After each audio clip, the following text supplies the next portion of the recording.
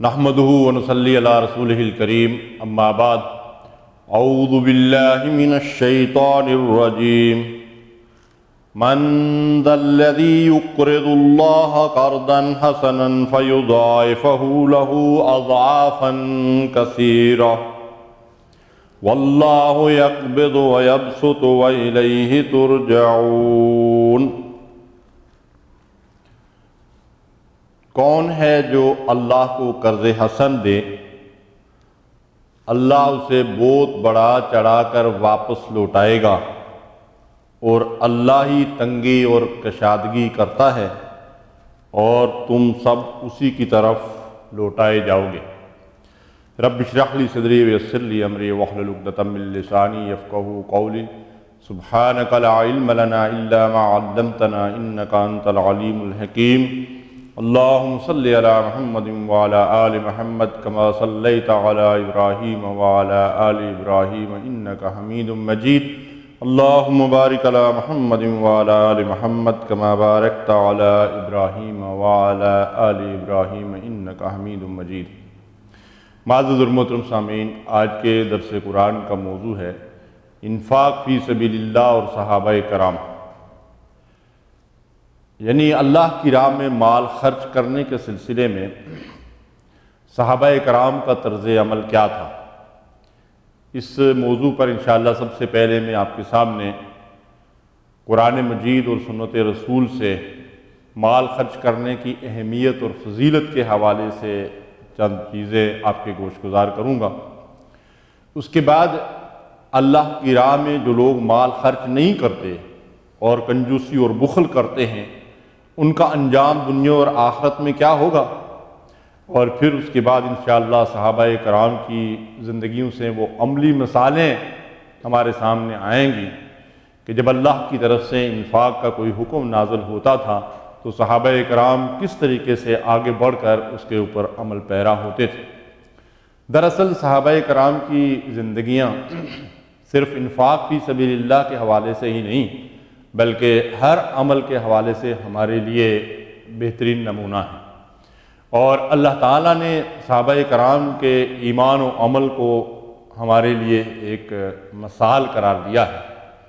ارشاد باری تعالیٰ ہے فَإِنْ آمَنُوا بِمِثْلِ مَا آمَنْتُمْ بِهِ فَقَدِ اهْتَدَوْا۔ اگر یہ لوگ ایسا ایمان لے آئیں جیسا ایمان یہ مخلص صحابہ کرام لائے ہیں تو تب یہ ہدایت یافتہ ہوں گے۔ یعنی صحابہ کرام کے ایمان اور ان کے عمل کو اللہ تعالیٰ نے ہمارے لیے نمونہ عمل قرار دیا ہے۔ اس لیے صحابہ کرام کی زندگیوں سے جب ہمارے سامنے یہ مثالیں آئیں کہ کیسے وہ اللہ تعالیٰ کے حکم کے اوپر آگے بڑھ کر اور ایک دوسرے سے بڑھ چڑھ کر جو ہے وہ عمل پیرا ہونے کی کوشش کرتے تھے، تو ان زندگیوں اور ان نمونوں کا سامنے رکھتے ہوئے ہم بھی اپنے لیے راہ عمل کا جو ہے وہ تعین کریں اور اس بات کی کوشش کریں کہ ان کی طرح ہم بھی اللہ تعالیٰ کی اطاعت و فرما برداری میں ایک دوسرے سے آگے بڑھنے کی کوشش کریں۔ اللہ تعالیٰ قرآن مجید میں اس آیت مبارکہ میں ارشاد فرماتے ہیں کہ کون ہے جو اللہ کو قرض حسن دے اور اللہ تعالیٰ پھر اسے کئی گنا بڑھا چڑھا کر واپس لوٹائے گا، اور تنگی اور کشادگی دراصل اللہ کے اختیار میں ہے۔ اس آیت کریمہ سے یہ رہنمائی ملتی ہے کہ اللہ کی راہ میں جو مال بندہ خرچ کرتا ہے، اللہ کی رضا کے حصول کے لیے دیتا ہے، اللہ اسے اپنے ذمہ قرض جو ہے وہ قرار دیتا ہے، اور صرف وہی قرض واپس نہیں لوٹائے گا بلکہ اسے کئی گنا بڑھا چڑھا کر واپس لوٹائے گا۔ اور قرآن مجید پہ دوسرے مقامات سے یہ رہنمائی ملتی ہے کہ جس قدر خلوص ہوگا اللہ اسی قدر جو ہے اس کے اندر برکت ڈال دیں گے، حتیٰ کہ 700 گنا تک اللہ تعالیٰ اس کے اندر اضافہ فرماتے ہیں۔ حضرت عبادہ بن صامت رضی اللہ تعالیٰ عنہ فرماتے ہیں کہ نبی صلی اللہ علیہ وسلم نے ہم سے اس بات پر بیعت لی تھی کہ ہم خوشحالی اور تنگ دستی دونوں حالتوں میں اللہ کی راہ میں مال خرچ کریں گے۔ یعنی اس کا مطلب یہ ہوا کہ صحابہ کرام رسول اللہ صلی اللہ علیہ وسلم پہ ہاتھ پہ بیعت کر چکے تھے کہ صرف خوشحالی اور مال کی صورت میں ہی نہیں بلکہ تنگ دستی کی صورت میں بھی اللہ کی راہ میں مال خرچ کریں گے، اور ان کی زندگیوں میں واقعی ایسی مثالیں ملتی ہیں کہ تنگ دست ہوتے ہوئے بھی انہوں نے اللہ کی راہ میں دل کھول کر جو ہے وہ مال خرچ کیا۔ سورہ انفال میں اللہ تعالیٰ ارشاد فرماتے ہیں الذین یقیمون الصلاۃ ومما رزقناہم ینفقون، جو لوگ نماز قائم کرتے ہیں اور جو کچھ ہم نے انہیں دیا ہے اس میں سے خرچ کرتے ہیں، اولئک ھم المؤمنون حقا، یہی در حقیقت سچے مومن ہیں۔ لہم درجات عند ربہم ومغفرۃ ورزق کریم، ان کے لیے ان کے رب کی طرف سے بخشش اور مغفرت ہے اور بہت بڑا اجر ہے جو اللہ تعالیٰ نے ان کے لیے تیار کر رکھا ہے۔ تو اس سے آپ اندازہ لگائیے کہ اللہ کی راہ میں مال خرچ کرنے کو اللہ تبارک و تعالیٰ نے ایمان کی حقیقت قرار دیا ہے۔ شاہ ولی اللہ رحمۃ اللہ علیہ فرماتے ہیں کہ اللہ تعالیٰ کو بندے کا جو عمل سب سے زیادہ محبوب اور پسند ہے وہ انفاق فی سبیل اللہ کا عمل ہے، یعنی اللہ کی راہ میں مال خرچ کرنا۔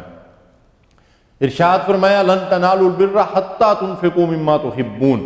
تم نیکی کے حقیقی مرتبے کو نہیں پا سکتے جب تک اپنی محبوب چیز کو اللہ کی راہ میں خرچ نہ کرو۔ تو اس آیت مبارکہ سے یہ رہنمائی ملتی ہے کہ اپنی پسندیدہ چیز اللہ کی راہ میں دینا چاہیے۔ یہ نہیں کہ جب اللہ کی راہ میں انسان کوئی چیز دے تو وہ چھانٹ کر دے کہ یہ جو میری ضرورت کی نہیں ہے یا جو میرے کام کی نہیں ہے اسے اللہ کی راہ میں دے دیا جائے۔ دراصل جو کچھ انسان اللہ کی راہ میں دیتا ہے وہ کسی اور کو نہیں دیتا، وہ اپنے آپ کو دیتا ہے، اور یہی آخرت میں اسے ملے گا۔ تو اگر کوئی آدمی ٹوٹی پھوٹی چیزیں اور وہ چیزیں جو خود اسے پسند نہیں ہیں اگر وہ اللہ کی راہ میں دے گا تو پھر اسے یہ سوچنا چاہیے کہ یہی کچھ مجھے آخرت میں پھر واپس ملنے والا ہے۔ تو جب ہم اچھی چیز اللہ کی راہ میں دیں گے تو آخرت میں اس سے بہتر چیز اللہ تبارک و تعالیٰ ہمیں واپس لوٹائیں گے۔ نبی کریم صلی اللہ علیہ وسلم کے پاس ایک مہمان آیا، آپ نے اپنے تمام گھروں سے جو ہے وہ پتہ کروایا تو گھروں کے اندر کھانے کے لیے کچھ بھی نہیں تھا۔ اللہ کے رسول صلی اللہ علیہ وسلم نے ایک صحابی کو بلایا اور وہ مہمان ان کے حوالے کر دیا۔ رسول اللہ صلی اللہ علیہ وسلم کے مہمان کو وہ صحابی اپنے ساتھ لے گئے۔ ان کے ہاں بھی کوئی زیادہ خوشحالی نہیں تھی، اور جب گھر پہنچے تو اہلیہ سے کہتے ہیں کہ اللہ کے نبی صلی اللہ علیہ وسلم کا مہمان میرے ساتھ آیا ہے، تو گھر میں کھانے کے لیے کچھ ہے؟ تو گھر والوں نے بتایا کہ اتنا کھانا ہے کہ ایک آدمی کے لیے کافی ہو سکتا ہے۔ تو انہوں نے اہلیہ سے کہا کہ بچوں کو یوں ہی بہلا کر سلا دو، اور جب ہم کھانا کھانے بیٹھیں گے تو کسی بہانے سے چراغ گل کر دینا، مہمان یہ سمجھے گا کہ ہم بھی کھانا کھا رہے ہیں، اور وہ کھانا جو ایک آدمی کے لیے کافی ہے مہمان پیٹ بھر کر کھانا کھا لے گا۔ تو اس طریقے سے انہوں نے رسول اللہ صلی اللہ علیہ وسلم کے مہمان کو پیٹ بھر کر کھانا کھلایا اور بچوں کو بھی بھوکا سلا دیا، اور خود بھی رات بھر بھوکے سوئے رہے۔ اللہ تبارک و تعالیٰ نے ان کے اس عمل کو اس قدر پسند فرمایا کہ قرآن مجید کے اندر یہ آیت مبارکہ نازل ہوئی وَيُؤْثِرُونَ عَلَىٰ أَنفُسِهِمْ وَلَوْ كَانَ بِهِمْ خَصَاصَةٌ، کہ وہ لوگ خود ضرورت مند ہوتے ہوئے اپنی ضرورت پر دوسروں کو ترجیح دیتے ہیں۔ وَمَن يُوقَ شُحَّ نَفْسِهِ فَأُولَٰئِكَ هُمُ الْمُفْلِحُونَ، اللہ تعالیٰ ارشاد فرماتے ہیں کہ جو دل کی تنگی سے بچا لیا گیا وہی دراصل کامیاب ہے، یعنی جو بخل سے بچ گیا وہی دراصل کامیاب ہے۔ تو دوسرے دن جب وہ صحابی رسول اللہ صلی اللہ علیہ وسلم کی خدمت میں حاضر ہوئے تو آپ نے ان کو مبارکباد دی اور فرمایا کہ تمہارے اس طرز عمل پہ اللہ تبارک و تعالیٰ انتہائی خوش ہوئے ہیں۔ دیکھیے یہ طرز عمل تھا ان کا کہ وہ اللہ تعالیٰ کی راہ میں اس طرح سے خرچ کرتے تھے اور اس طریقے سے اپنی ذات پر دوسروں کو ترجیح دیتے تھے کہ خود ضرورت مند ہوتے ہوئے بھی اپنا پیٹ کاٹ کر دوسرے کو کھلانے میں خوشی محسوس کرتے تھے۔ مال خرچ نہ کرنے والوں کے لیے کس قدر شدید وعید قرآن مجید اور احادیث کے اندر آئی ہے۔ سورہ توبہ میں اللہ تعالیٰ ارشاد فرماتے ہیں وَالَّذِينَ يَكْنِزُونَ الذَّهَبَ وَالْفِضَّةَ وَلَا يُنْفِقُونَهَا فِي سَبِيلِ اللَّهِ فَبَشِّرْهُم بِعَذَابٍ أَلِيمٍ، جو لوگ سونا اور چاندی جمع کر کے رکھتے ہیں اور اسے اللہ کی راہ میں خرچ نہیں کرتے، فَبَشِّرْهُم بِعَذَابٍ أَلِيمٍ، انہیں بشارت دے دو دردناک عذاب کی۔ یوم یحمى علیہ فی نار جہنم، جس روز ان کا یہ مال جہنم کی آگ میں تپایا جائے گا، فَتُكْوَى بِهَا جِبَاهُهُمْ وَجُنُوبُهُمْ وَظُهُورُهُمْ، اور پھر اس کے ذریعے سے ان کے پیٹھوں کو، ان کے پہلوؤں کو اور ان کی پیشانیوں کو داغا جائے گا، ھذا ما کنزتم لانفسکم فذوقوا ما کنتم تکنزون، یہ وہ خزانے ہیں جو تم نے اپنے لیے جمع کیے ہوئے تھے، تو چکھو اپنی اس جمع پونجی کا مزہ۔ یہاں علماء کرام فرماتے ہیں کہ جس چیز کو کنز قرار دیا گیا ہے، یعنی وہ خزانہ جو انسان نے جمع کر کے رکھا ہو اور اس کے اوپر وہ زکوٰۃ بھی ادا نہ کرتا ہو تو وہ کنز کہلاتا ہے، اور اس کے بارے میں یہ آیت مبارکہ آئی ہے کہ جس مال کے اوپر زکوٰۃ ادا نہ کی جائے وہ مال اس طریقے سے قیامت کے دن جو ہے وہ عذاب کا ذریعہ بنے گا صاحب مال کے لیے۔ بخاری شریف کی روایت ہے جس میں اس کی مزید ہمیں تشریح ملتی ہے کہ نبی صلی اللہ علیہ وسلم نے فرمایا جس کو اللہ نے مال دیا ہے اور وہ اس کی زکوٰۃ نہیں دیتا، قیامت کے دن اس کے مال کو ایک نہایت ہی خوفناک زہریلا سانپ بنا کر اس کے گلے میں ڈالا جائے گا، وہ سانپ اس کی بانچھیں پکڑے گا اور کہے گا میں تیرا مال ہوں، میں تیرا خزانہ ہوں۔ کس قدر دردناک انجام ہے اس شخص کا جو اپنے مال میں سے کم از کم اللہ کا حق اور اللہ کے بندوں کا حق زکوٰۃ بھی ادا نہیں کرتا۔ اسی طرح بخاری اور مسلم کی ایک روایت ہے جس میں اللہ کے نبی صلی اللہ علیہ وسلم نے فرمایا کہ وہ شخص وہ تباہ و برباد ہو گئے جو مالدار ہونے کے باوجود خرچ نہیں کرتے، کامیاب صرف وہ ہوگا جو اپنی دولت لٹائے، سامنے والوں کو دے، پیچھے والوں کو دے، بائیں جانب والوں کو دے، دائیں جانب والوں کو دے، اور ایسے مال خرچ کرنے والے تو بہت ہی کم ہوتے ہیں۔ اس سے آپ اندازہ لگائیے کہ مال خرچ نہ کرنا اللہ اور رسول کے نزدیک کتنا ناپسندیدہ عمل ہے، بلکہ یہ نفاق کی علامت ہے اللہ کی راہ میں مال خرچ نہ کرنا۔ قرآن مجید کے اندر اللہ تعالیٰ ارشاد فرماتے ہیں وَمِنْهُمْ مَنْ عَاهَدَ اللَّهَ لَئِنْ آتَانَا مِنْ فَضْلِهِ لَنَصَّدَّقَنَّ وَلَنَكُونَنَّ مِنَ الصَّالِحِينَ۔ اللہ ارشاد فرماتے ہیں لوگوں میں سے وہ بھی ہیں جنہوں نے اللہ تعالیٰ سے یہ عہد کیا تھا کہ اگر اللہ ہمیں اپنے فضل سے نوازے گا، یعنی اللہ اپنے فضل سے ہمیں مال دے گا، تو ہم اللہ کی راہ میں مال خرچ کر کے نیکوکاروں میں شامل ہو جائیں گے۔ لیکن اللہ تعالیٰ فرماتے ہیں فَلَمَّا آتَاهُم مِّن فَضْلِهِ بَخِلُوا بِهِ وَتَوَلَّوْا وَهُمْ مُعْرِضُونَ، لیکن جب اللہ نے ان کو اپنے فضل سے نوازا تو وہ اپنے وعدے سے پھر گئے، بخیل بن گئے، اور انہوں نے اللہ کی راہ میں مال خرچ کرنے سے اعراض کیا اور منہ موڑا۔ اب اس کا نتیجہ کیا ہوا؟ اللہ فرماتے ہیں فَعَاقَبَهُمْ نِفَاقًا فِي قُلُوبِهِمْ إِلَى يَوْمِ يَلْقَوْنَهُ بِمَا أَخْلَفُوا اللَّهَ مَا وَعَدُوهُ وَبِمَا كَانُوا يَكْذِبُونَ۔ اب اللہ تعالیٰ نے ان کے اس وعدے کی خلاف ورزی کی بنا پر ان کے دلوں میں نفاق ڈال دیا اس دن تک کے لیے جب ان کی ملاقات اللہ تعالیٰ سے ہوگی، اور انہوں نے جھٹلایا۔ اس بنیاد پہ اللہ تبارک و تعالیٰ نے ان کے دلوں میں نفاق ڈال دیا۔ تو دو وجوہات یہاں بیان کی گئی ہیں، ایک یہ کہ انہوں نے اللہ سے جو وعدہ کیا تھا اس کی خلاف ورزی کی، اور دوسرا یہ ہے کہ انہوں نے جھوٹ بولا تھا جب انہوں نے یہ کہا تھا کہ ہم اللہ کی راہ میں مال خرچ کریں گے اگر ہمارے پاس مال ہو، اور پھر اس کے بعد جب اللہ نے ان کو اپنے فضل سے نوازا تو بخیلی پہ اتر آئے اور اس مال کی محبت کی وجہ سے اللہ کی راہ میں مال کو خرچ نہیں کیا۔ تو اس کے وجہ سے اللہ تعالیٰ نے ان کے دلوں کے اندر نفاق ڈال دیا۔ دیکھیے ہمیں بھی اپنا جائزہ لینا چاہیے۔ قرآن مجید کی یہ آیات ہم پڑھتے اور سنتے ہیں تو ہمیں اپنے طرز عمل کا بھی جائزہ لینا چاہیے کہ اللہ تعالیٰ نے ہمیں بھی کچھ فرق مراتب کے ساتھ اپنے فضل سے نوازا ہے، صاحب مال بنایا ہے، ہمیں مال عطا کیا ہے، تو اپنی زندگیوں میں اس بات کا جائزہ ضرور لینا چاہیے کہ ہمارے مال میں سے اللہ کی راہ میں کتنا حصہ نکلتا ہے اللہ کے دین کی سربلندی کے لیے اور اللہ کے ضرورت مند اور مستحق بندوں کی ضرورتوں کو پورا کرنے کے لیے۔ حدیث مبارکہ ہے کہ ایمان اور بخل ایک جگہ جمع نہیں ہو سکتے، یعنی گویا کہ بخل جو ہے وہ ایمان کی ضد ہے، یہ دونوں اکٹھے نہیں ہو سکتے، یعنی مومن جو ہے وہ بخیل نہیں ہو سکتا، کنجوس نہیں ہو سکتا۔ بخیل اور کنجوس اس شخص کو کہتے ہیں جو اپنی جائز ضرورتوں کے اوپر بھی جو ہے وہ بخل سے مال خرچ کرے، کنجوسی کرے، اور اللہ کی راہ میں بالکل مال خرچ نہ کرے، اس شخص کو بخیل اور کنجوس کہا جاتا ہے۔ مسلم کی روایت ہے شخ سے بچو، شخ کے معنی جو ہیں وہ بخیلی اور کنجوسی کے ہیں۔ فرمایا شخ سے بچو، اس حرص نفس نے پہلے لوگوں کو ہلاک کیا اور اسی نے ان کو خون ریزی پر آمادہ کیا اور انہوں نے حرام کو حلال کر لیا۔ یعنی دنیا کے اندر انسان جو ظلم کرتا ہے، جو زیادتیاں کرتا ہے، جو ڈاکے ڈالتا ہے اور حلال و حرام کی تمیز کیے بغیر مال اکٹھا کرتا رہتا ہے، تو اس کی وجہ اللہ نے یہاں بیان فرمائی، نبی صلی اللہ علیہ وسلم نے، کہ اس کی وجہ بخل ہوتا ہے اور اس کی وجہ دل کی تنگی ہوتی ہے اور مال کی محبت ہوتی ہے کہ انسان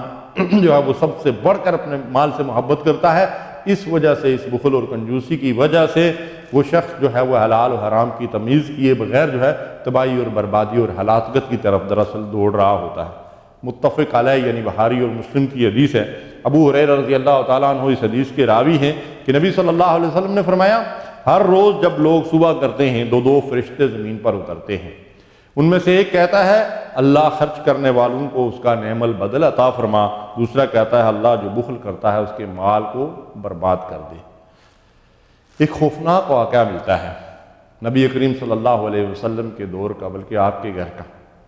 واقعہ یہ ہے۔ امام بیہقی نے اس کو روایت کیا ہے کہ ام سلمہ رضی اللہ تعالی عنہا کے پاس گوشت کا ایک ٹکڑا آیا اور انہوں نے اسے خادمہ سے کہا کہ اسے رکھ دو، نبی صلی اللہ علیہ وسلم جب گھر تشریف لائیں گے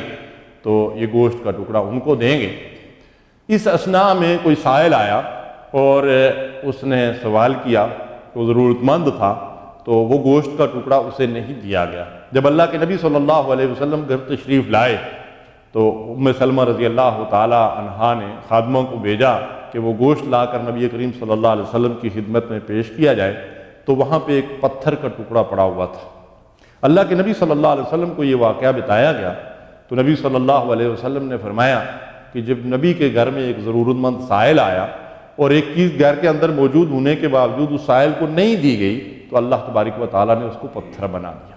دیکھیے، چونکہ نبی صلی اللہ علیہ وسلم کا گھرانہ امت کے لیے جو ہے بہرحال ایک نمونہ تھا، اس لیے اللہ تبارک و تعالیٰ نے ہمیں سبق دینے کے لیے اس طرح کا جو ہے وہ مطلب یہ ہے کہ معاملہ کر دیا کہ وہ گوشت جو وہاں پہ رکھا ہوا تھا وہ جب نہیں دیا گیا اللہ کے راستے میں تو اللہ تبارک و تعالیٰ نے اس کو پتھر بنا دیا۔ اللہ کے نبی صلی اللہ علیہ وسلم کا اپنا طرز عمل انفاق فی سبیل اللہ کے معاملے میں کیا تھا؟ اللہ تعالیٰ نبی صلی اللہ علیہ وسلم کے بارے میں ارشاد فرماتے ہیں وَوَجَدَكَ عَائِلًا فَأَغْنَا، اے نبی ہم نے آپ کو تنگ دست پایا پس غنی کر دیا۔ آپ جانتے ہیں کہ رسول اللہ صلی اللہ علیہ وسلم کا نکاح جب حضرت خدیجہ رضی اللہ تعالیٰ عنہا سے ہوا تو حضرت خدیجہ رضی اللہ تعالیٰ عنہا مکے کی مالدار خاتون تھی، انہوں نے اپنا سارا مال رسول اللہ صلی اللہ علیہ وسلم کی خدمت میں پیش کر دیا۔ اللہ کے نبی صلی اللہ علیہ وسلم نے وہ سارے کا سارا مال تھوڑے ہی عرصے میں اللہ کی راہ میں خرچ کر دیا۔ رسول اللہ صلی اللہ علیہ وسلم کچھ بھی بچا کر نہیں رکھتے تھے، کچھ بھی اپنے گھر کے اندر نہیں رکھتے تھے۔ ایک دن آپ نے عصر کی نماز ادا فرمائی تو نماز کے فوراً بعد جبکہ سلام پھیرنے کے بعد آپ صحابہ کی طرف رخ کر کے اللہ کا ذکر کیا کرتے تھے، لیکن غیر معمولی طور پر رسول اللہ صلی اللہ علیہ وسلم نماز سے فارغ ہوئے تو فوری طور پر اٹھ کر جو ہے وہ گھر کے اندر چلے گئے۔ بعد میں صحابہ نے عرض کیا کہ یا رسول اللہ صلی اللہ علیہ وسلم کیا معاملہ تھا؟ تو آپ نے فرمایا کہ میرے پاس کچھ سونا آیا تھا اور اس میں سے ایک ڈلی باقی رہ گئی تھی، تو میں نے پسند نہیں کیا کہ اللہ کے رسول کے گھر کے اندر جو ہے وہ سونا پڑا رہے، میں نے اسے اللہ کی راہ میں جو ہے وہ دے دیا۔ اس طرح ہم یہ دیکھتے ہیں کہ بخاری شریف کی روایت ہے کہ نبی کریم صلی اللہ علیہ وسلم فرماتے ہیں کہ اگر میرے پاس احد پہاڑ کے برابر بھی سونا ہو تو مجھے یہ بات پسند نہیں کہ 3 دن کے بعد اس میں سے میرے پاس کچھ بھی باقی رہے سوائے اس کے جو میں نے قرض ادا کرنے کے لیے جو ہے وہ روک رکھا ہو۔ یعنی قرض ادا کرنے کے لیے اگر کچھ روک رکھا ہے تو ٹھیک ہے، ورنہ اگر احد پہاڑ کے برابر بھی سونا میرے پاس آئے تو میں پسند نہیں کرتا کہ 3 دن کے اندر میں اسے اللہ کی راہ میں خرچ نہ کر دوں۔ تو یہ تھا نبی کریم صلی اللہ علیہ وسلم کا اپنا طرز عمل صحابہ کرام کے سامنے کہ رسول اللہ صلی اللہ علیہ وسلم کچھ بھی بچا کر نہیں رکھتے تھے۔ بے شک آپ کے پاس لوگ ہدیے اور تحفے بھی بھیجتے تھے، لیکن ایک ہاتھ سے لیتے تھے اور دوسرے ہاتھ سے فقراء اور مساکین اور ضرورت مندوں کو جو ہے وہ دے دیا کرتے تھے۔ اور صحابہ کرام میں سے بھی بہت سارے صحابہ کرام ہمیں ایسے ملتے ہیں کہ جن کی زندگیوں میں ہمیں یہی نمونہ نظر آتا ہے کہ رسول اللہ صلی اللہ علیہ وسلم کی سنت پر عمل کرتے ہوئے وہ بھی کچھ بچا کر اور پس انداز کر کے نہیں رکھتے تھے، جو کچھ آتا تھا اسے اللہ کی راہ میں خرچ کر دیا کرتے تھے۔ اللہ تعالیٰ ارشاد فرماتے ہیں لن تنالوا البر حتی تنفقوا مما تحبون، تم نیکی کے حقیقی مرتبے کو اور بلند معیار کو نہیں پا سکتے جب تک اپنی پسندیدہ چیز اللہ کی راہ میں خرچ نہ کرو۔ دیکھیے یہ آیات مبارکہ ہمارے سامنے بھی آتی ہیں، لیکن ہمارا طرز عمل کیا ہوتا ہے؟ اور صحابہ کے سامنے جب یہ آیتیں آتی تھیں تو ان کا طرز عمل کیا ہوتا تھا؟ یہ آیت مبارکہ نازل ہوئی کہ اپنی سب سے پسندیدہ چیز اللہ کی راہ میں خرچ نہ کرو تو نیکی کے حقیقی مرتبے کو نہیں پا سکتے۔ ابو طلحہ رضی اللہ تعالیٰ عنہ اٹھتے ہیں، اللہ کے رسول صلی اللہ علیہ وسلم سے عرض کرتے ہیں، یا رسول اللہ صلی اللہ علیہ وسلم،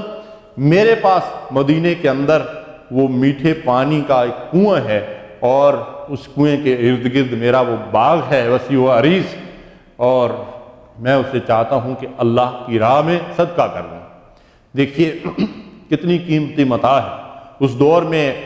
میٹھے پانی کا کنواں بڑی اللہ تعالیٰ کی نعمت تھی۔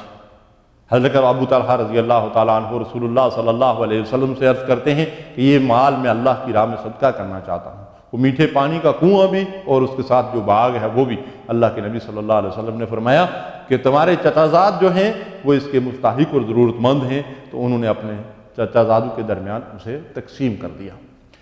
اسی طرح ہم دیکھتے ہیں عبداللہ ابن عمر رضی اللہ تعالیٰ عنہ کا طرز عمل کہ ایک موقع پر انہوں نے مچھلی پکوائی اور بڑی پسند کرتے تھے اسے، تو جب مچھلی پک کر ان کے سامنے رکھی گئی، بڑی طلب کے ساتھ اسے تیار کروایا تھا، تو کسی سائل نے دروازے پہ دستک دی کہ 3 دن سے بھوکا ہوں، کچھ کھانے کے لیے ہو تو دے دیجئے۔ تو انہوں نے گھر والوں سے کہا کہ یہ مچھلی سائل کو دے دی جائے۔ گھر والوں نے کہا کہ گھر میں اور بھی چیزیں موجود ہیں کھانے کے لیے، سائل کو کچھ اور دے دیا جائے گا۔ تو انہوں نے فرمایا کہ نہیں، اس وقت میرے سامنے جو میری محبوب چیز ہے وہ یہی مچھلی ہے۔ تو اللہ فرماتے ہیں لن تنالوا البر حتی تنفقوا مما تحبون، جب تک اپنی پسندیدہ چیز اللہ کی راہ میں خرچ نہ کرو نیکی کے حقیقی مرتبے کو نہیں پا سکتے۔ اس لیے یہ مچھلی اس وقت مجھے سب سے زیادہ مرغوب ہے، یہی اٹھا کر سائل کو دے دی گئی۔ تو اس سے آپ اندازہ لگائیے کہ کس طریقے سے وہ اللہ کے احکامات کے اوپر جو ہے وہ دوڑ دوڑ کر عمل کرتے تھے۔ ابو ذر غفاری رضی اللہ تعالی عنہ نے اپنے خادم سے کہا کہ جاؤ میرے اونٹوں میں جو سب سے اچھا اونٹ ہے اس سے اللہ کی راہ میں صدقہ کر دو۔ غلام گیا اور اس نے جا کر اونٹوں کا جائزہ لیا، تو جو سب سے اچھا اونٹ تھا وہ ابو ذر رضی اللہ تعالی عنہ اپنی ضرورت کے لیے سواری کے طور پر استعمال کرتے تھے۔ انہوں نے اسے ایک طرف رکھتے ہوئے دوسرے اونٹوں میں سے سب سے اچھا اونٹ اللہ کی راہ میں دے دیا۔ جب آپ گھر پہنچے تو دیکھا کہ وہ اونٹ جو مجھے سب سے زیادہ محبوب تھا وہ تو اسی طرح ہے۔ تو انہوں نے نوکر سے پوچھا کہ یہ کیا معاملہ ہے؟ تو اس نے کہا کہ یہ تو حضرت آپ کی ذاتی ضرورت ہے اور آپ اسے استعمال کرتے ہیں، تو میں نے باقی اونٹوں میں سے سب سے اچھا اونٹ اللہ کی راہ میں دے دیا۔ تو انہوں نے کہا کہ اللہ کے بندے، میری حقیقی ضرورت تو آخرت کی ضرورت ہے، جاؤ اسے بھی لے جاؤ اللہ کی راہ میں دے دو کہ مجھے یہ تو سب سے زیادہ مجھے سب سے زیادہ پسند تو یہ اونٹ، اس لیے اسے اللہ کی راہ میں دے دو۔ تو دیکھیے ان کے سامنے دنیا کی بے ثباتی اور دنیا کی جو حقیقت ان کے سامنے بالکل واضح تھی، اس کے مقابلے میں وہ اس طرح آخرت کی زندگی کو ترجیح دیتے تھے اور اس کی طرف دوڑتے اور لپکتے تھے، اور اللہ کی طرف سے کوئی حکم نازل ہوتا تھا تو اپنی استطاعت سے بڑھ کر اللہ کی راہ میں خرچ کرتے تھے، خواہ جان کا معاملہ ہو، خواہ مال کا معاملہ ہو، خواہ وقت اور صلاحیتوں کا معاملہ ہو، ہر چیز اللہ تعالیٰ کی راہ میں خرچ کرتے ہوئے وہ آگے بڑھتے تھے اور دوڑتے تھے۔ اللہ کے حبیب علیہ الصلوۃ والسلام نے ارشاد فرمایا قیامت کے دن آدمی اپنے صدقے کے سائے میں ہوگا۔ یعنی ہمیں بھی اس بات کا جائزہ لینا چاہیے نا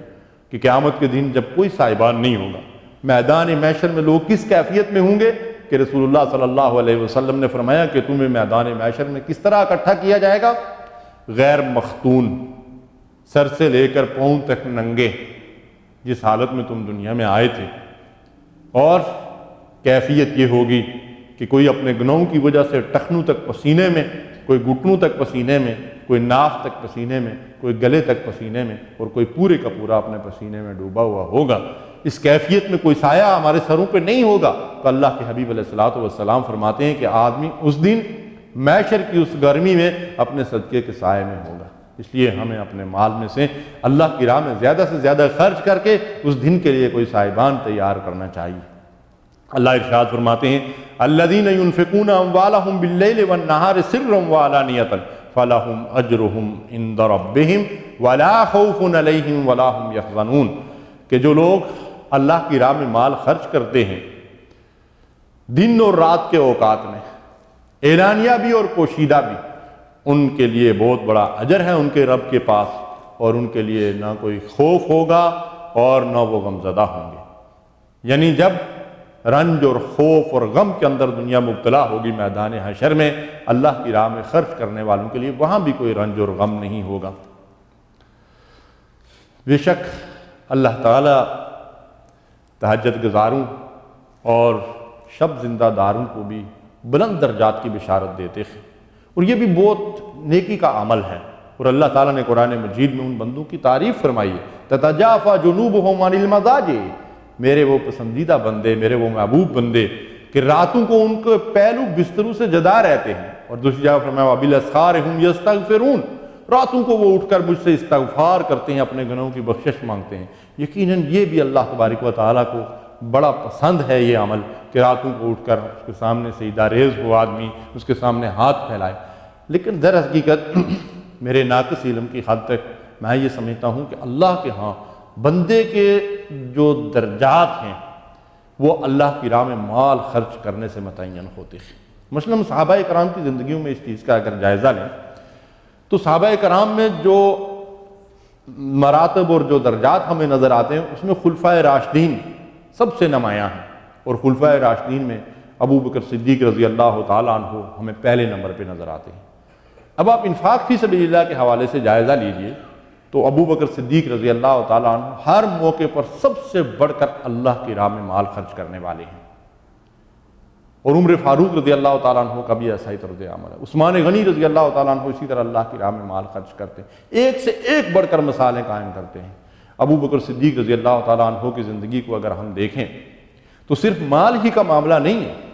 بلکہ حقیقت یہ ہے کہ جیسے وہ ڈاکٹر اسرار صاحب رحمۃ اللہ علیہ فرمایا کرتے تھے کہ انہوں نے اپنی زندگی کو محمد رسول اللہ صلی اللہ علیہ وسلم کی شخصیت میں گم کر دیا تھا، اور وہ رسول اللہ صلی اللہ علیہ وسلم کی حیات مبارکہ کا ایک پرتو اور عکس جو ہے وہ بن چکے تھے، اور ان کی زندگی میں ہر عمل رسول اللہ صلی اللہ علیہ وسلم کی زندگی کا عکس نظر آتا تھا۔ دیکھیے زندگی کے تمام پر خطر مقامات پہ وہ رسول اللہ صلی اللہ علیہ وسلم کا دست و بازو بن کے آپ کے ساتھ کھڑے نظر آتے ہیں۔ اور جب مال خرچ کرنے کا معاملہ آتا ہے، مکے سے جب ہجرت کا موقع آیا تو انہوں نے گھر کے اندر تمام اشرفیاں اور مال جمع کیا۔ بعض روایات سے پتہ چلتا ہے کہ 40,000 اشرفیاں تھیں، اور بعض سے 60,000 کا پتہ چلتا ہے۔ سب کی سب اکٹھی کر کے یہ جمع پونجی اپنے ساتھ لی اور رسول اللہ صلی اللہ علیہ وسلم کے ساتھ ہجرت کے لیے نکلے، کچھ بھی اپنے اہل و عیال کی ضرورتوں کے لیے گھر کے اندر نہیں چھوڑا تھا۔ پھر مدینے کے اندر ہم ان کا طرز عمل یہ دیکھتے ہیں کہ جب بھی موقع آتا ہے، غزوہ تبوک کے موقع پر کس طریقے سے انہوں نے یہ مثال قائم کی کہ اپنے گھر کے اندر کچھ بھی نہیں چھوڑا اور سب کچھ لا کر رسول اللہ صلی اللہ علیہ وسلم کی خدمت میں پیش کر دیا تھا۔ جبکہ اس موقع پہ عمر فاروق رضی اللہ تعالیٰ عنہ یہ فرماتے ہیں کہ میں نے یہ ارادہ کیا کہ آج ابو بکر صدیق رضی اللہ تعالیٰ عنہ سے آگے بڑھوں گا، اس لیے کہ صحابہ کرام نیکی کے کاموں میں ایک دوسرے سے آگے بڑھنے کی کوشش کیا کرتے تھے۔ فاستبقوا الخیرات، نیکیوں میں ایک دوسرے سے مسابقت کرنے کی کوشش کرو، تو واقعی وہ نیکیوں میں ایک دوسرے سے مسابقت کرنے کی کوشش کیا کرتے تھے۔ تو عمر فاروق رضی اللہ تعالیٰ عنہ نے غزوہ تبوک کے موقع پر جب اللہ تعالیٰ نے مال طلب کیا، وجاہدوا باموالکم وانفسکم فی سبیل اللہ، اپنے مالوں اور جانوں سے اللہ کی راہ میں جہاد کرو، تو عمر فاروق رضی اللہ تعالیٰ عنہ نے گھر کا مال جمع کیا، اسے 2 حصوں میں تقسیم کیا، آدھا گھر پہ رکھا اور آدھا لے کر رسول اللہ صلی اللہ علیہ وسلم کی خدمت میں حاضر ہوئے۔ اور جب وہاں پہنچے تو ابو بکر صدیق رضی اللہ تعالیٰ عنہ تو سارے گھر کا سامان سمیٹ کر وہاں لے آئے تھے۔ ابو بکر صدیق رضی اللہ تعالیٰ عنہ کا یہ طرز عمل ہمیں نظر آتا ہے۔ اور پھر جب دنیا سے رخصت ہونے لگے تو آپ دیکھیے کہ 2.25 سال کے لگ بھگ مسلمانوں کے امیر اور نبی کریم صلی اللہ علیہ وسلم کے نائب کی حیثیت سے مسلمانوں کے ذمہ دار رہے ہیں، اور ایک بڑی سلطنت کے حکمران تھے۔ لیکن اس کیفیت میں اس دنیا سے رخصت ہوتے ہیں کہ وفات سے پہلے گھر والوں سے کہتے ہیں کہ میرا فلاں کرتا جو پڑا ہوا ہے پرانا، اسے دھو کر میرے لیے کفن بنایا جائے، میں قبر میں نئے کپڑے کو لے جا کر کیا کروں گا۔ انہیں پرانے کرتے کے اندر کفن دیا گیا، اور ایک اور وصیت کی جس میں ہمارے لیے بڑا ہی درس عبرت ہے، اور وہ وصیت یہ تھی کہ اس عرصے میں جو کچھ بھی میں نے بیت المال سے اپنی ذاتی ضرورت پوری کرنے کے لیے لیا ہے، میرا فلاں ذاتی مکان ہے، اس کو فروخت کر کے وہ بھی واپس بیت المال میں جمع کرا دیا جائے۔ اللہ ان پہ اپنی کروڑوں رحمتیں نازل فرمائے۔ دراصل انہوں نے حضرت عمر فاروق رضی اللہ تعالیٰ عنہ کے مشورے پر بیت المال سے اپنی ضرورت پوری کرنے کے لیے کچھ لینا شروع کیا تھا۔ جب ان کے کندھوں پہ خلافت کی ذمہ داری ڈالی گئی، امت نے ان کو اپنا امیر مقرر کیا، تو وہ کپڑے کا کاروبار کیا کرتے تھے۔ کپڑے کا تھان اپنے کندھے پہ ڈالا اور بازار کی طرف چل پڑے۔ حضرت عمر فاروق رضی اللہ تعالیٰ عنہ نے ان کو روکا، اے نائب رسول، آپ کے کندھوں پہ اللہ تعالیٰ نے بڑی بھاری ذمہ داری ڈال دی ہے، تو آپ کہاں چلے ہیں؟ انہوں نے کہا میں اپنے میرے بیوی بچے ہیں، میرے اہل و عیال ہیں، میں ان کی ضرورتیں کہاں سے پوری کروں گا؟ تو عمر فاروق رضی اللہ تعالیٰ عنہ نے پھر ان کو یہ مشورہ دیا کہ آپ اگر یہ کاروبار کریں گے تو یہ باری ذمہ داری کا حق آپ ادا نہیں کر سکیں گے، اس لیے آپ اپنی ضرورت کی حد تک بیت المال سے جتنی آپ کی ضرورت ہوتی ہے وہ لے لیا کریں۔ لیکن وہ بھی کیسے لیا کرتے تھے، کتنا لیا کرتے تھے کہ ایک دن اہلیہ نے اس خواہش کا اظہار کیا کہ گھر کی ضرورت کے لیے جو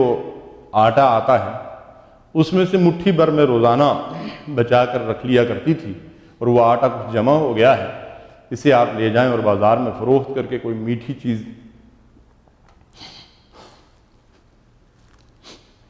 چیز گھر میں پکانے کے لیے لے آئے۔ ابو بکر صدیق رضی اللہ تعالی عنہ، اللہ ان پہ کروڑا رحمت نازل فرمائے، انہوں نے کہا کہ اس کا مطلب یہ ہے کہ یہ ہماری ضرورت سے زائد بیت المال سے آتا تھا، وہ بھی جا کر بیت المال میں جمع کرا دیا۔ آج ہم بھی ان کے طرز عمل کی روشنی میں اپنی زندگیوں کا جائزہ لیں۔ جب ہمیں ذاتی ضرورتوں پہ خرچ کرنا ہوتا ہے، بیوی بچوں کی ضرورتوں پہ خرچ کرنا ہوتا ہے، تو کس قدر دل کھول کر ہم خرچ کرتے ہیں، اور صرف ضرورتوں پر ہی نہیں بلکہ بعض اوقات شہرت کے لیے، ناموری کے لیے، دکھلاوے کے لیے، ریاکاری کے لیے اسراف کی حد تک ہم مال خرچ کرتے ہیں۔ لیکن جب اللہ کی راہ میں خرچ کرنے کا معاملہ ہوتا ہے تو ہماری مٹھیاں بند ہو جاتی ہیں، ہماری جیب نہیں کھلتی۔ ہمیں اپنا جائزہ لینا چاہیے۔ دراصل ان کا یہی جذبہ تھا اللہ کی راہ میں خرچ کرنے کا، ایثار و قربانی کا، جس کے نتیجے میں اللہ تبارک و تعالیٰ نے دنیا کے اندر بھی ان کو سربلندی اور سرفرازی اور عزت کا مقام دیا، اور آخرت میں تو یقیناً ان کے لیے بہت ہی بلند درجات ہیں۔ تو میں عرض یہ کر رہا تھا کہ اللہ کی راہ میں مال خرچ کرنے سے ہی اللہ تعالیٰ انسان کو بلند درجات عطا فرماتا ہے۔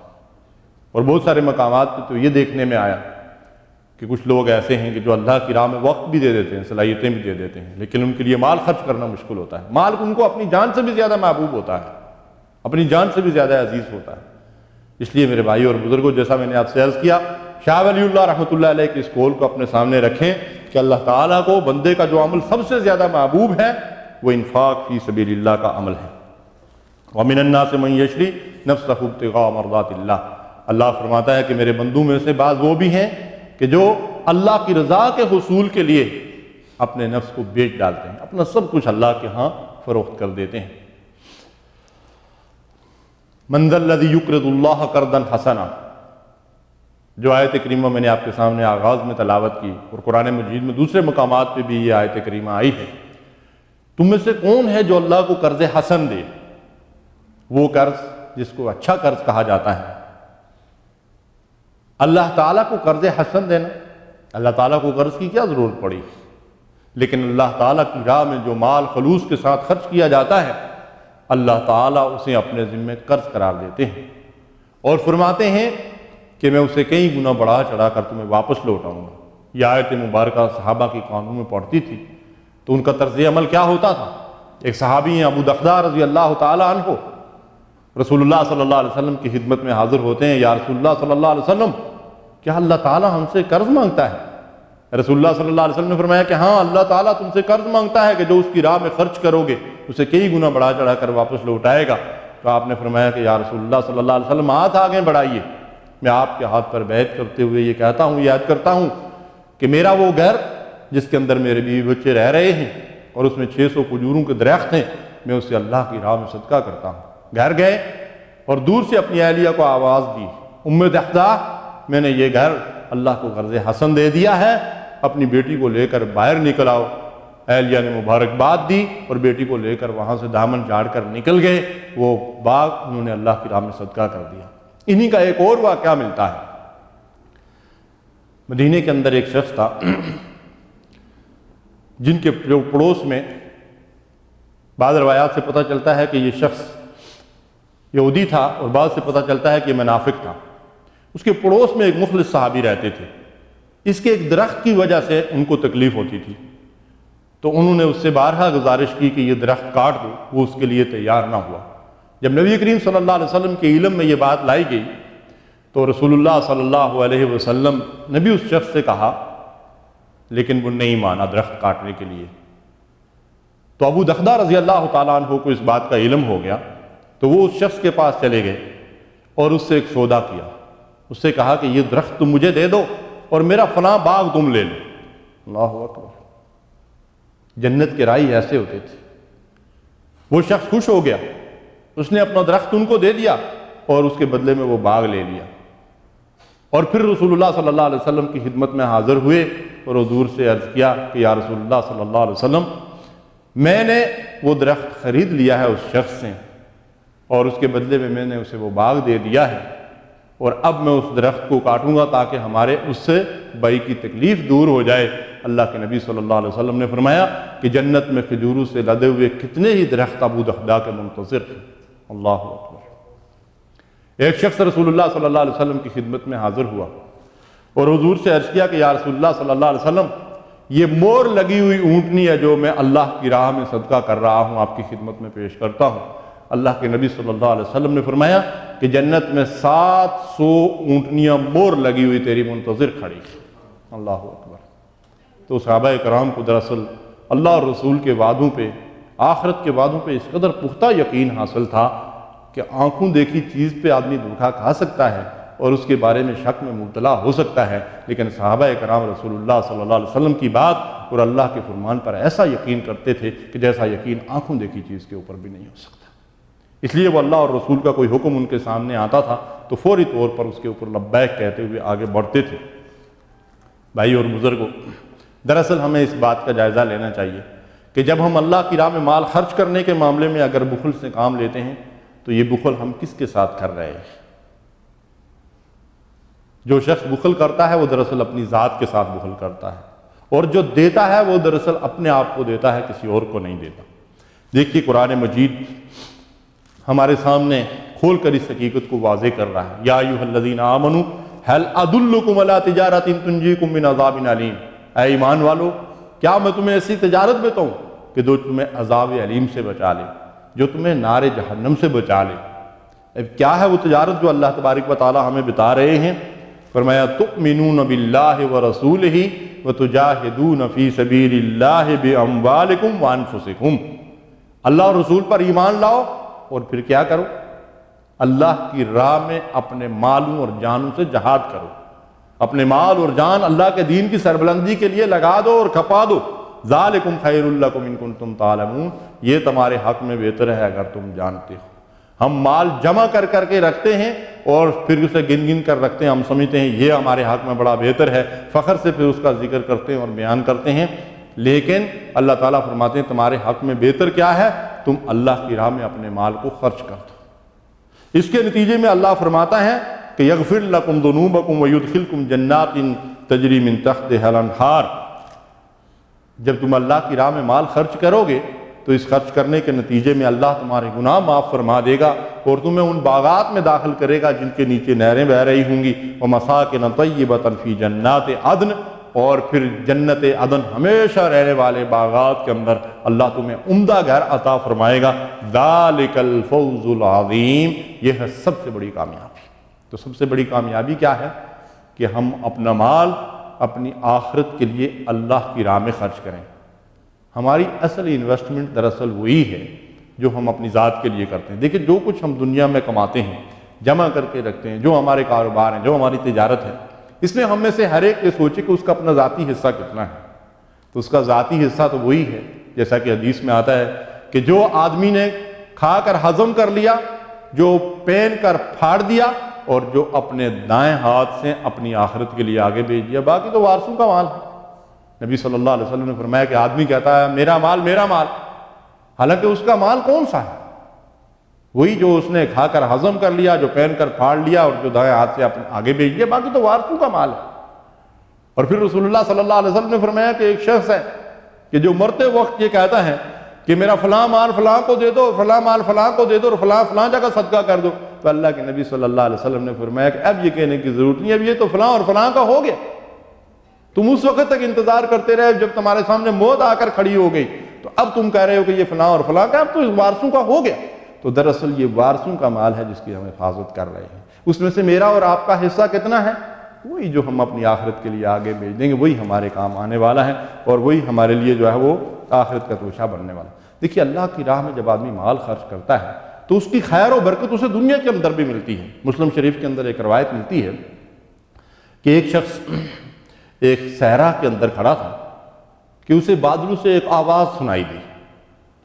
صحیح واقعہ، حدیث کا واقعہ، مسلم جیسی مستند کتاب کے اندر یہ واقعہ نبی صلی اللہ علیہ وسلم کی زبانی روایت کیا گیا ہے۔ اس نے ایک آدمی کا نام سنا اور پھر وہ بادل جو ہیں ایک طرف کو چلنے لگے، پھر بارش ہونی شروع ہو گئی۔ وہ شخص ان بادلوں کی طرف چل پڑا اور جا کر کیا ماجرا دیکھتا ہے کہ ایک اونچی جگہ پہ بارش ہوئی زوردار قسم کی، اور پھر وہ بارش کا پانی بہہ کر جو ہے وہ نیچے کی طرف جا رہا ہے۔ آگے ایک شخص کا باغ ہے اور وہ اس بارش کے پانی کو جو ہے وہ باغ کی طرف موڑ رہا ہے اور اپنے باغیچے کو سینچ رہا ہے۔ اس شخص نے جا کر اس سے نام پوچھا تو اس نے وہی نام بتایا جو اس نے بادلوں سے سنا تھا۔ اللہ اکبر۔ پھر اس شخص سے اس کا طرز عمل پوچھا کہ اے اللہ کے بندے، تیرا طرز عمل کیا ہے؟ میں نے بادلوں سے تیرا نام سنا اور ان بادلوں کو اللہ نے حکم دیا کہ جاؤ فلاں شخص کے باغ کے اوپر جو ہے وہ پانی برساؤ، تو تمہارا کیا طرز عمل ہے؟ اس شخص نے عرض کیا کہ میں کوئی بڑا نیکوکار آدمی نہیں ہوں،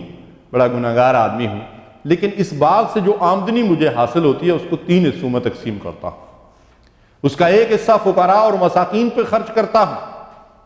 اور ایک حصہ جو ہے اپنے بال بچوں کی ضرورت پہ خرچ کرتا ہوں اور ایک حصہ اسی باغ کی جو ضرورت ہوتی ہے اس کے اوپر خرچ کر دیتا ہوں۔ یہ میرا طرز عمل ہے، اور اسی طرز عمل کی وجہ سے اللہ تبارک و تعالیٰ نے اس کے اس عمل کو شرف قبولیت بخشا اور بادلوں کو حکم دیا کہ جاؤ اس کے باغ کو سینچو۔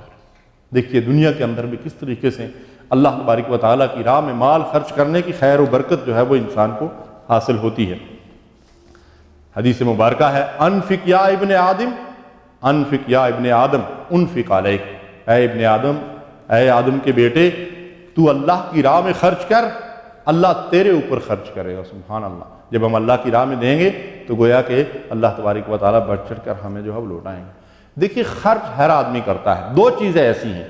جن کو کوئی روک کر نہیں رکھ سکتا، بچا کر نہیں رکھ سکتا، ایک وقت ہے اور دوسرا مال ہے۔ نہ کوئی وقت کو روک سکتا ہے، نہ اس کی رفتار کو کنٹرول کر سکتا ہے۔ ہر آدمی کا وقت کہیں نہ کہیں لگ رہا ہے، کھپ رہا ہے، خرچ ہو رہا ہے اور مولت عمل گھٹتی جا رہی ہے۔ اسی طریقے سے ہر آدمی کا مال، کوئی بھی انسان مال کو جمع کر کے نہیں رکھ سکتا۔ جو کنجوس انسان ہے وہ بھی مال تو خرچ کر رہا ہے، کہیں نہ کہیں اس کا مال لگ رہا ہے۔ تو مال تو انسان خرچ کر رہا ہے، لیکن دیکھنا یہ ہے کہ خرچ کہاں کر رہا ہے۔ نبی صلی اللہ علیہ وسلم فرماتے ہیں کہ ہر شخص صبح کرتا ہے تو اپنے آپ کو بیچ ڈالتا ہے۔ صرف اپنا مال ہی نہیں بیچتا، اپنی ساری صلاحیتوں کو بیچ ڈالتا ہے، اور جب شام کو واپس لوٹتا ہے تو یا جنت کما کر واپس لوٹتا ہے یا جہنم کما کر واپس لوٹتا ہے۔ اب یہ شخص اگر اپنی ساری صلاحیتوں اور وسائل کو اللہ کی رضا اور اس کی خوشنودی کے کاموں میں صرف کر رہا ہے، حقوق اللہ ادا کر رہا ہے، حقوق العباد ادا کر رہا ہے، اور اس فکر کے ساتھ زندگی کا ہر عمل کرتا ہے کہ میں نے مرنے کے بعد اللہ کے سامنے جواب دہی کرنی ہے، تو جب وہ واپس لوٹتا ہے جو جنت کما کر واپس لوٹتا ہے۔ لیکن دوسرا شخص ہے جو صبح کو نکلتا ہے گھر سے، حلال و حرام کی کوئی تمیز نہیں، حقوق اللہ کی پرواہ نہیں، حقوق العباد کی پرواہ نہیں، تو شام کو جب واپس لوٹتا ہے تو جہنم کما کر واپس لوٹتا ہے۔ ہمیں بھی اپنی زندگیوں کا جائزہ لینا چاہیے۔ ہم بھی اللہ کی راہ میں مال خرچ کرتے ہیں، جیسا میں نے آپ سے عرض کیا، ذاتی ضرورت پہ جب خرچ کرنے پہ آتے ہیں تو ہماری کیفیت کیا ہوتی ہے؟ ایک شاعر نے اس کا نقشہ ہمارے سامنے رکھا ہے، کہتے ہیں تیرے صوفے ہیں افرنگی تیرے قالین ہیں ایرانی، تیرے صوفے ہیں افرنگی تیرے قالین ہیں ایرانی، لہو مجھ کو رلاتی ہے جوانوں کی تن آسانی، نہ ڈھونڈ اس چیز کو تہذیب حاضر کی تجلی میں کہ پایا میں نے استغنا میں معراج سلیمانی۔ دیکھیے بندے کی جو معراج ہے اس کو بلند سے بلند مقام تک جو چیز پہنچا سکتی ہے وہ کیا ہے؟ استغنا۔ اب یہ استغنا کا جو لفظ ہے یہ تو آج ہماری ڈکشنریوں سے فارغ ہی ہو چکا ہے۔ قناعت کہتے ہیں اسے، یعنی جتنا اللہ تبارک و تعالیٰ نے دیا ہے آدمی اس پہ راضی اور مطمئن اور خوش رہے اور اسی میں گزارا کرنے کی کوشش کرے اور اسی میں سے اللہ کی راہ میں خرچ بھی کرے۔ نبی صلی اللہ علیہ وسلم سے سوال کیا گیا کہ یا رسول اللہ صلی اللہ علیہ وسلم سب سے بہترین صدقہ کون سا ہے؟ آپ نے فرمایا کہ وہ جو تم اس وقت خرچ کرو کہ جب تم خود ضرورت مند ہو، اور پھر اسے خرچ کر کے تم زیادہ سے زیادہ مال کمانے کی صلاحیت بھی رکھتے ہو، اس مال میں سے اللہ کی راہ میں خرچ کرو تو وہ اللہ کے نزدیک سب سے پسندیدہ جو ہے وہ مال ہے اور پسندیدہ صدقہ ہے۔ تو ہمیں بھی اپنی زندگی میں اس چیز کا جائزہ لینا چاہیے کہ جب دنیا کے معاملے میں مال خرچ کرنے کا معاملہ آتا ہے تو کیفیت کیا ہوتی ہے۔ ہمارے پاکستان میں سرگودے کا ایک واقعہ ملتا ہے، وہاں کے رہنے والے کوئی چیمہ صاحب تھے، ان کے بارے میں ایک دفعہ اخبار میں بھی آیا تھا، اور کسی بزرگ نے اپنے درس قرآن کے اندر اس کا ذکر کیا کہ میں نے خود جا کے ان کے محلات کو اپنی آنکھوں سے دیکھا ہے۔ وہ شخص بڑھاپے کی حالت میں اس کے اوپر راشا طاری تھا، جسم پورا کانپتا تھا، ایک ہی ان کا بیٹا تھا، اور انہوں نے جو مکان بنایا ہوا تھا، جس کو آپ مکان کہیں یا قلعہ کہیں یا جو بھی کہہ لیں، اس کے اندر 28 باتھ روم تھے۔ جب 28 باتھ روم تھے تو باقی کیا کچھ ہوگا شاید اندازہ لگانا ہمارے لیے مشکل ہو، اور 10 لاکھ کا صرف بیڈ روم تھا اس میں۔ اب جب دنیا کے معاملے میں ہم خرچ کرنے پہ آتے ہیں تو ہماری کیفیت یہ ہوتی ہے، شادی بیاہ ہو تو وہاں ہم فضولیات کے اوپر شہرت اور ناموری کے لیے، دکھلاوے کے لیے، یہ ولیمہ ہو رہا ہے، یہ فلاں ہو رہا ہے، یہ فلاں رسم ادا ہو رہی ہے، کتنے پیسے خرچ کر ڈالتے ہیں۔ لیکن جب اللہ کی راہ میں خرچ کرنے کا معاملہ آتا ہے تو بہت کم لوگ ایسے ہیں کہ جن کی مٹھی جو ہے وہ کھلتی ہے۔ تو یہ درس قرآن یا صحابہ کرام کی زندگی سے مثالیں جو ہمارے سامنے آتی ہیں، ایسا نہ ہو کہ قیامت کے دن یہ ہمارے خلاف حجت بن جائے۔ ہمیں ان مثالوں کو اپنے سامنے رکھتے ہوئے اپنی زندگیوں کا جو ہے وہ جائزہ لینا چاہیے، اللہ کی راہ میں خرچ کرتے ہوئے، جیسا کہ صحابہ کرام کے درمیان میں نے آپ سے عرض کیا کہ ایک دوسرے سے آگے بڑھنے کی کوشش کیا کرتے ہیں۔ پھر ایک اور چیز ہمیں صحابہ کرام کے طرز عمل میں ملتی ہے، جیسا کہ ابو بکر صدیق رضی اللہ تعالیٰ عنہ کی میں نے آپ سے ہم نے عرض کیا کہ اپنی ذاتی ضرورت کے اوپر جو ہے وہ مطلب یہ ہے کہ جب مال خرچ کرتے تھے تو کوشش کرتے تھے زیادہ سے زیادہ کفایت شاری کے ساتھ خرچ کریں۔ حضرت عثمان غنی رضی اللہ تعالیٰ عنہ، آپ کو پتہ ہے کہ غنی ان کو اس لیے کہتے تھے، اللہ نے بے حد و حساب مال دیا تھا۔ حضرت عبد الرحمن بن عوف رضی اللہ تعالیٰ عنہ کو اللہ تعالیٰ نے بہت سارا مال دیا تھا، لیکن یہ بزرگ اللہ کی راہ میں کس طرح مال خرچ کرتے تھے اور اپنی ذاتی ضرورتوں پہ کس طرح خرچ کرتے تھے۔ ہمارا طرز عمل بالکل اس کے برعکس ہے۔ ذاتی ضرورتوں پہ خرچ کرنے کا مسئلہ یہ ہے کہ حضرت عثمان غنی رضی اللہ تعالیٰ عنہ گھر میں ایک چراغ جل رہا ہے تو فرماتے ہیں کہ گھر والوں سے کہتے ہیں کہ اس کی بتی ذرا موٹی ہے اور اگر یہ بتی پتلی کر دی جائے تو تیل کم خرچ ہوگا۔ گویا کہ گھر کے اندر کفایت شاری سے کام لیا جا رہا ہے، لیکن جب اللہ کی راہ میں خرچ کرنے کا معاملہ آتا ہے تو کیفیت کیا ہے۔ مدینے میں قحط پڑا ہوا تھا، ان کا کوئی 1000 اونٹ جو ہے شام کی طرف گیا ہوا ہے، وہاں سے مال تجارت لے کر واپس لوٹ رہا ہے۔ قید کی کیفیت کے اندر بہت سارے تاجروں کی خواہش یہ تھی کہ حضرت عثمان رضی اللہ تعالیٰ عنہ کے ساتھ سودا کر لیں، ایک سے ایک بڑھ کر جو ہے وہ منافع دے رہا ہے اور ان کو بڑی بڑی جو ہے وہ پیشکشیں ہو رہی ہیں۔ تو انہوں نے کہا کہ میں نے یہ مال دراصل دے دیا ہے اور میں نے سودا کر لیا ہے۔ مدینے کے تاجر بڑے حیران ہوتے ہیں، کس سے سودا کیا ہے، ہم سارے یہاں موجود ہیں، کسی کے سودا کرنے کے لیے آپ تیار نہیں ہیں۔ جب یہ قافلہ اونٹوں کا مال سے لدا ہوا مدینہ پہنچتا ہے تو آپ نے اہل مدینہ کو بلایا اور 1000 اونٹوں پہ لدا ہوا سامان اہل مدینہ کے درمیان تقسیم کر دیا۔ اللہ اکبر۔ یعنی گھر کے اندر آپ دیکھیں، اس کا مطلب ہمیں رہنمائی کیا مل رہی ہے یہاں سے؟ رہنمائی یہ مل رہی ہے کہ اپنی زراعتی ضرورتوں کے اوپر کم سے کم خرچ کر کے اللہ کی راہ میں خرچ کریں تاکہ ہماری آخرت میں اللہ کی رضا اور اس کی خوشنودی ہمارے حصے میں آئے۔ یہ رہنمائی ہمیں صحابہ کرام کی زندگی سے جو ہے وہ مل رہی ہے۔ یہ طرز عمل ہے جو صحابہ کرام کا ہمارے سامنے آ رہا ہے۔ میں نے حضرت عبادہ بن صامت رضی اللہ تعالیٰ عنہ کے حوالے سے وہ حدیث آپ کے سامنے شروع میں رکھی کہ رسول اللہ صلی اللہ علیہ وسلم کے ہاتھ پہ وہ فرماتے کہ ہم نے بیعت کی کہ تنگ دستی اور خوشحالی ہر حال میں اللہ کی راہ میں خرچ کریں گے۔ تو جہاں غزوہ تبوک کے موقع پر ابو بکر اور عمر رضی اللہ عنہما کی مثالیں ہمارے سامنے آتی ہیں، اب عبد الرحمن بن عوف رضی اللہ تعالیٰ عنہ کی مثال سامنے آتی ہے کہ سونے چاندی کا ڈھیر لا کر رسول اللہ صلی اللہ علیہ وسلم کی خدمت میں پیش کیا تو حضور نے فرمایا کہ یہ کتنا ہے؟ تو فرمایا کہ اللہ تعالیٰ نے مجھے گن گن کے نہیں دیا تو میں بھی گن کے نہیں لایا۔ اللہ اکبر۔ ان کے دل غنی تھے۔ غنی ہمارے پاس بھی بہت سارے لوگ ہیں، ہمارے ہاں بھی لوگوں کے پاس دولت کا حساب ہی نہیں ہے، لیکن میں پھر عرض کروں گا نا، اللہ کی راہ میں خرچ کرنے کے معاملے میں ہماری کیفیت وہ نہیں ہے جو صحابہ کرام کی تھی۔ تو اسی موقع پر غزوہ تبوک کے موقع پر یہاں حضرت عثمان غنی رضی اللہ تعالیٰ عنہ کا طرز عمل ہمارے سامنے آتا ہے کہ انہوں نے اس موقع پر 900 اونٹ اور 100 گھوڑے سامان سے لدے ہوئے اللہ تعالیٰ کی راہ میں خرچ کر دیے تھے، اور حضور نے فرمایا تھا کہ عثمان آج کے بعد تم جو کچھ بھی کرو تمہیں کوئی چیز نقصان نہیں پہنچا سکتی، عثمان تم جنتی ہو۔ سبحان اللہ۔ اور وہیں ہمیں وہ طرز عمل بھی نظر آتا ہے کہ اللہ کے رسول صلی اللہ علیہ وسلم نے جب لوگوں سے بیعت لی تھی کہ تنگ دستی اور خوشحالی دونوں حالتوں میں خرچ کریں گے، تو وہاں ابو عقیل رضی اللہ تعالیٰ عنہ بھی ہمیں کھڑے نظر آتے ہیں،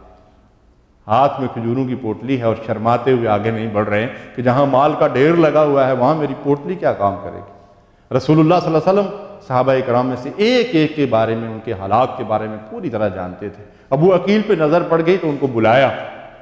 پھر ان سے پوچھا تو انہوں نے اپنا ماجرا بیان کیا کہ یا رسول اللہ صلی اللہ علیہ وسلم، جب آپ کی طرف سے منادی کروائی گئی تو اس میں ذکر یہ تھا کہ مال خرچ کرو اپنے اللہ کے راستے میں اور جان خرچ کرو۔ جان تو میرے پاس تھی، مال نہیں تھا، تو میں نے جا کر کسی کے باغ میں مزدوری کی، اس کا کام کیا اور وہاں سے کچھ کھجوریں ملی ہیں، گھر میں پتہ نہیں کئی دنوں کا فاقہ تھا، آدھی گھر والوں کی ضرورت کے لیے رکھی اور آدھی یہ آپ کی خدمت میں لے کر آیا ہوں۔ رسول اللہ صلی اللہ علیہ وسلم نے فرمایا کہ ان کھجوروں کو مال کے ڈھیر کے اوپر بکھیر دو کہ اللہ اس کی وجہ سے ان کے مال کے اندر برکت ڈالے گا۔ اللہ نے دراصل یہ نہیں دیکھنا ہے کہ میں نے کتنا مال اللہ کی راہ میں دیا ہے۔ ایک آدمی جو ہے وہ اپنا پیٹ کاٹ کر اللہ کی راہ میں چند روپے خرچ کر رہا ہے، لیکن دوسرا آدمی جو لاکھ پتی نہیں کروڑ پتی ہے، اس میں سے اگر چند ہزار خرچ کر رہا تو اللہ کے نزدیک اس ہزار سے زیادہ اس کی قدر و قیمت ہے جو اپنا پیٹ کاٹ کر کچھ روپے اللہ کی راہ میں دے رہا ہے۔ تو اللہ تعالیٰ نے دراصل دلوں کی کیفیت کو دیکھنا ہے، اللہ تعالیٰ نے اس جذبے کو دیکھنا ہے کہ جس جذبے کے ساتھ ہم نے اللہ کی راہ میں مال خرچ کیا ہے، اللہ تعالیٰ نے اس کیفیت کو دیکھنا ہے، کمیت کو نہیں دیکھنا ہے۔ آج ہمارے سامنے بھی ایسے واقعات آتے ہیں جیسا صحابہ کرام کے سامنے آتے تھے، ان کا طرز عمل کیا ہوتا تھا اور ہمارا طرز عمل کیا ہے، اس حوالے سے مجھے اور آپ کو ضرور اس بات کا جائزہ لینا چاہیے۔ تحریک اسلامی کے قائد میاں طفیل محمود رحمۃ اللہ علیہ اپنا ایک واقعہ خود انہوں نے یہاں کسی اجتماع کے اندر بیان کیا تھا اور میں نے خود ان کی زبان مبارک سے یہ کلمات سنے تھے۔ فرماتے تھے کہ میری والدہ نے مجھے یہ نصیحت کی تھی کہ بیٹا یاد رکھنا کہ جو لقمہ تم اپنے منہ میں ڈالتے ہو وہ فضلہ بن کر غلاظت کی صورت میں ضائع ہو جاتا ہے، لیکن تمہارا وہ لقمہ جو کسی غریب کے پیٹ میں جائے گا وہ تمہارے لیے جنت کی پوشاک بن جائے گا، جنت کے بالا خانے بن جائے گا، جنت کے باغات بن جائے گا۔ سبحان اللہ۔ تو میاں صاحب نے فرمایا کہ میں نے اور میری اہلیہ نے ساری زندگی والدہ کی اس نصیحت کے مطابق عمل کیا اور واقعی ساری زندگی ان کی درویشانہ زندگی تھی۔ تو یہ آیات، یہ واقعات یا احادیث جب ہمارے سامنے آتی ہیں تو ہمیں بھی اس بات کی کوشش کرنی چاہیے کہ ہم بھی اسی جذبے کے ساتھ اللہ کی راہ میں مال خرچ کریں۔ دیکھیے ہمارے سامنے کبھی کئی سے ضرورتیں آتی رہتی ہیں، ہمارے ملک کے اندر کبھی زلزلہ آ جاتا ہے، کبھی سیلاب آ جاتا ہے، کبھی کوئی آندھی اور طوفان آ جاتا ہے، کبھی ویسے لوگ مطلب یہ ہے کہ ضرورت مند ہوتے ہیں، غربت بہت ہے، مہنگائی بہت ہے، تو جب مختلف قسم کی اپیلیں ہمارے سامنے آتی ہیں تو کبھی ہمارا دل تنگ نہیں ہونا چاہیے۔ دیکھیے قیامت کے دن حدیث میں آتا ہے کہ اللہ تبارک و تعالیٰ اپنے بندے سے پوچھے گا کہ اے بندے میں بھوکا تھا تو نے مجھے کھانا نہیں کھلایا۔ کون پوچھ رہا ہے؟ وہ رب العرش العظیم، وہ مالک الملک، وہ کہہ رہا ہے اپنے بندے کے سامنے کہ بندے میں بھوکا تھا تو نے مجھے کھانا نہیں کھلایا۔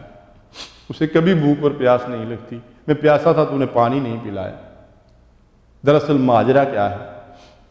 اللہ تعالیٰ کے فرمانے کا مقصد یہ ہے کہ میرے بندے میرا فلاں بندہ بھوکا تھا، تیرے پاس تیری ضرورت سے زیادہ کھانے کے لیے تھا، تو نے اس کو نہیں کھلایا، اگر اس کو کھلاتا تو مجھے وہیں پہ پاتا۔ فلاں بندہ پیاسا تھا، فلاں بندہ ضرورت مند تھا، فلاں بندہ ننگا تھا، فلاں کی ضرورت تھی، اس کی ضرورت کو تو نے پورا نہیں کیا۔ ابو داؤد اور ترمذی کی روایت ہے، جس نے کسی مسلمان کو کپڑا پہنایا جس کے پاس کپڑا نہ تھا، اللہ اسے جنت کا سبز لباس پہنائے گا۔ جس نے بھوک کی حالت میں کسی کو کھانا کھلایا، اللہ اسے جنت کے پھل کھلائے گا، اور جس نے کسی پیاسے کو پانی پلایا، اللہ اسے جنت کی سربمور شراب پلائے گا، اور وہ پینے کے بعد کبھی اسے پیاس نہیں لگے۔ میرے بھائی اور بزرگوں، اللہ رب العالمین سے دعا ہے کہ جو کچھ میں نے کہا آپ نے سنا، اللہ ہمیں اس کے مطابق عمل کرنے کی توفیق عطا فرمائے۔ وآخر دعوانا الحمدللہ رب العالمین، وصلی اللہ علی نبینا محمد وعلی آلہ وصحبہ اجمعین۔